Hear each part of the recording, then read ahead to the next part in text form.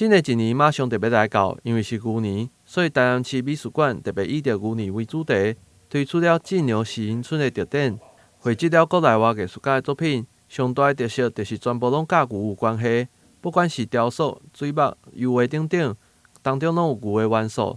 除了透过艺术来展现国内外对着牛无同的认知，也互欣赏作品的民众会使感受到牛年的气氛。今天是敬牛迎新春，明年呢是牛年。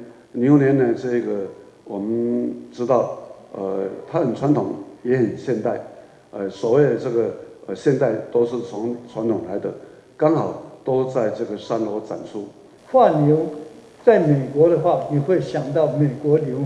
美国牛是没有肩膀的，平平的，因为它是弱牛，它是奶牛，所以它不劳动的，所以骨骼不清楚，它是肉多，奶多，就在肚子里面。那台湾牛呢？我开始画的时候，慢慢找出它的特色，就是骨骼。它从肩膀的骨骼、屁股的骨骼、膝盖的骨骼都特别突出。从这里我体会到一样东西，连建筑我也特别重视，去看建筑的骨骼怎样建立。连抽象画我也在看骨骼。不管什么造型都有它的骨架。这个骨架是从这个牛这里面我体会出来的。即届除了艺术家的作品展出以外，也阁有国际知名的摄影师柯希杰先生的作品《斗牛》。这张相片呈现出优雅的感觉，但其实是伫一张意外当中才翕到的。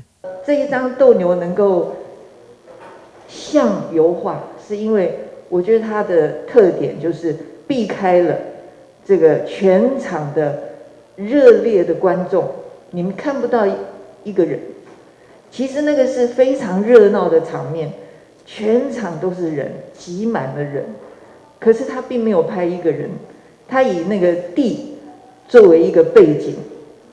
那我问他为什么会这样，然后像油画一样，他说：因为我跟着观众兴奋啊，很高兴啊，三脚架上面的这个相机拿下来就要拍，因为这个 Antonio 是西班牙最有名的、最优秀的一位斗牛士，所以他也很期待。结果他一兴奋，跟着叫 “Ole Ole”， 然后这个相机就震动了。那么就回到纽约，他说他看到这一张跳起来，他觉得是。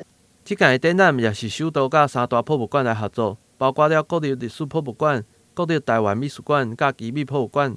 每一位艺术家用着家己的方法来呈现对牛的看法。伫展览当中会使看到各种无同的牛。有来到美术馆看展的民众嘛，千万莫错过这个牛气十足的特展。但新闻郭博义采访报道。